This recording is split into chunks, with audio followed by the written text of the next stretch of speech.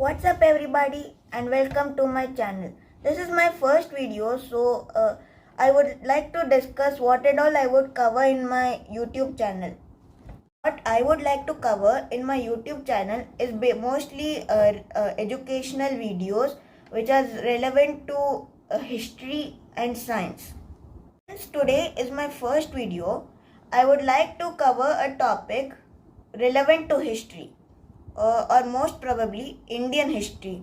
If I ask you a question, which is the one of the most historical events in our Indian history, you can say that it's Delhi Sultanate. But a very important topic which links this Delhi Sultanate is of course the Turkish invasions. So here is how it goes. In the Western Central Asia, the once powerful Abbasid dynasty had come to its decline, which led to the formation of a number of Turkish states and rulers. Out of these Turkish states, the most prominent ones, as of I know, are Ghazni and Ghor. Trade brought the Arabs towards India around 7th century CE. They arrived at the coastal regions of India. Soon they were immensely attracted with the wealth of India. However, the Arabs tried to invade our country 3 times. This all started when some of the ships were carrying gifts from the king of Ceylon to the king of Baghdad, and Hajjaj, who was the governor of Iran, was being attacked by some of the pirates of the king of Sindh and was looted. Infuriated Hajjaj wanted compensation from the king of Sindh. On his refusal, Hajjaj began to gather an army to prepare the attack on king of Sindh. The first 2 invasions were an utter failure until the 3rd invasion under Muhammad bin Qasim.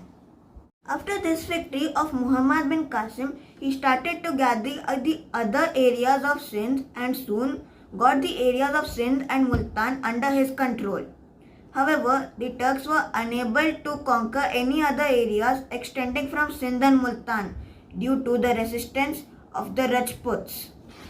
However, it's a fact to say that in 7th century CE, only the areas of Sindh and Multan were under the Arab authority. But however, in 10th century, the whole of India was under the foot of the Arabs. This can mostly be because of these 2 most prominent rulers. They are Mahmud of Ghazni and Muhammad of Ghori. Mahmud of Ghazni was the first to carry out a series of invasions in India. He was the most prominent of all the Turkish soldiers and inherited the throne in 971 CE. To establish a huge and standing army, he required coffers. In order to achieve that, he turned towards India as he had heard about its immense wealth. Soon, he started conquering and invading the areas of India. The first invasion was said to be in 1000 CE.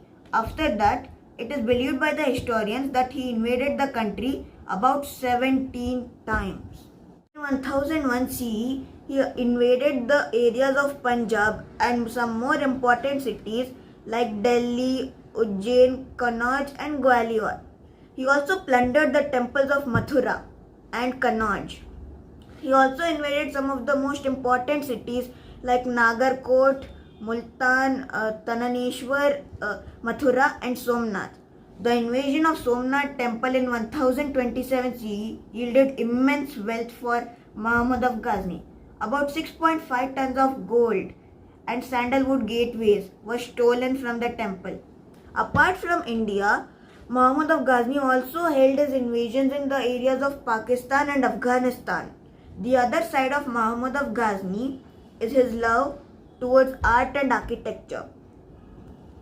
Mahmud of Ghazni was a patron of art, architecture and literature. In his capital city of Ghazni, he has built many universities, mosques and many monuments. Also, one of the most important poets like Al-Biruni and Al-Firdausi, who has written the great epic Shahnama, also received patronage from Mahmud of Ghazni.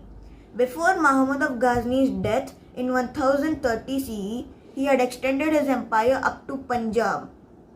However, after his death, the Ghaznavid empire has completely lost its importance and thus led to its decline because of the weak successors. Ghor was a small kingdom on top of the mountains of Afghanistan. Mahmud of Ghazni had defeated the ruler of Ghor and made him his vassal. But, however, we see that after Mahmud of Ghazni's death, the Ghaznavid Empire had lost its importance because of the weak successors. Thus, there had to be a ruler who could take over the whole province. That's what Muizzuddin Muhammad had done. Muizzuddin Muhammad did not even free Ghor Empire from the Ghaznavid Empire but also captured the Ghaznavid territories. He is popularly known as our Muhammad of Ghori. Historians believe that Muhammad Ghori was the actual founder of Turkish invasions in India.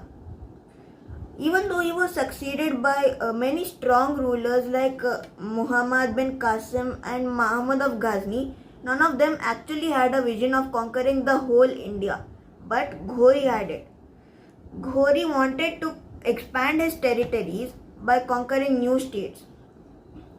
He was interested in India because he had heard about its immense wealth. He had also had the idea that the Indian territories were militarily and politically weak. So he exactly knew how to take over the province of India. Muhammad of Ghori also led a series of invasions in India and was also successful in most of them. In 1175 CE, he invaded the area of Multan and was successful in capturing it. In 1178 CE, he invaded the areas of Gujarat but was forced to recede since he had lost the battle. In 1186 CE, he invaded the areas of Punjab and Peshawar and was also successful in capturing him.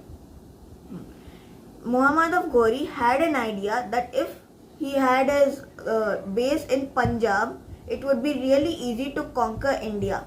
There were two more battles which was fought by Muhammad of Ghori. These two battles are more popularly known as the first and the second battles of Tarin. In 1191 CE, with the aim of conquering India, Muhammad of Ghori marched towards Delhi. It was at Tarin where he had fought against the Rajput king of Delhi and Ajmer, Prithviraj Chauhan.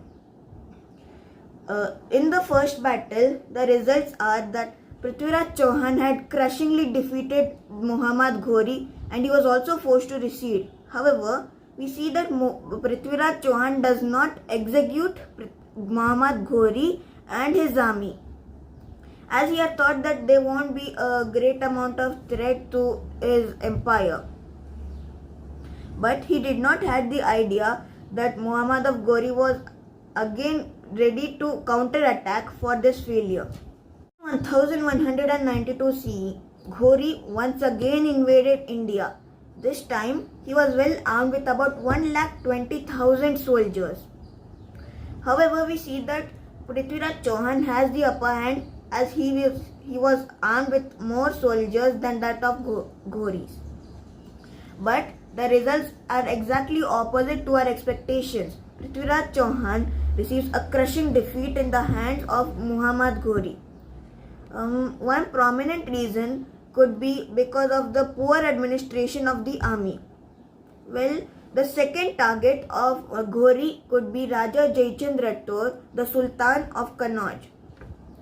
We see that Raja Jaichand Rathore was the person who helped Muhammad Ghori in his big succession of capturing his areas of Delhi and Ajmer.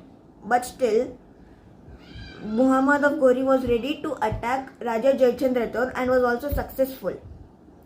After this victory, he left Qutbuddin Aibak as his viceroy and left Delhi as he had nothing else to achieve.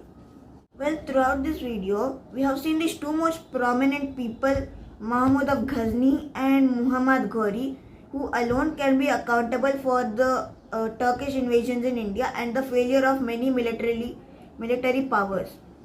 But have you guys thought what are those reasons, those most prominent reasons why these guys succeeded in conquering our country? Well, I would like to talk about these two most prominent reasons why these guys succeeded. One, of course, could be those exhausted kings. The kings were very exhausted in fighting the internal battles that they were not powerful enough to fight any other foreign invasions. The second, and I guess the most prominent one, prominent reason could be there were many internal rivalries which were going in India, and all the kings in India were very busy in fighting those internal rivalries and were also exhausted.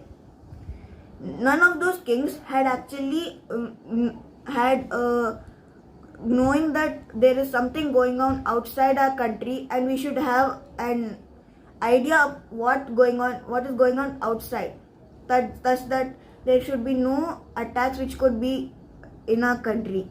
But there's nothing like that. All these people were so busy in fighting each other that the Turkish invasions have succeeded. These can be the most prominent reasons, and I don't think there can be any other reason which is more prominent than this. Then now we have just talked about the reasons why these Turkish people succeeded. Now let's talk about the most prominent impacts of Turkish invasions. One, of course, could be the intermingling of cultures and religions. Because of these Turkish invasions, many cultures get to know about the ideas of different cultures and also started following those ideas. The second, of course, could be the rise of the Delhi Sultanate. Yeah, this was the same sultanate that I had talked about in starting of the video. This can be said as the most important part in our Indian history. Yes, the Turkish invasions were the main reason which gave rise to the Delhi Sultanate. We have seen that Muhammad of Ghori had left Qutbuddin Aibak as his viceroy. So it's clearly giving us a clue. Qutbuddin Aibak started the Delhi Sultanate. Well, we'll talk about this Delhi Sultanate in the next video. Well, this is all for today's video. So please do subscribe to my channel since this is my first video, and please do like. Thank you.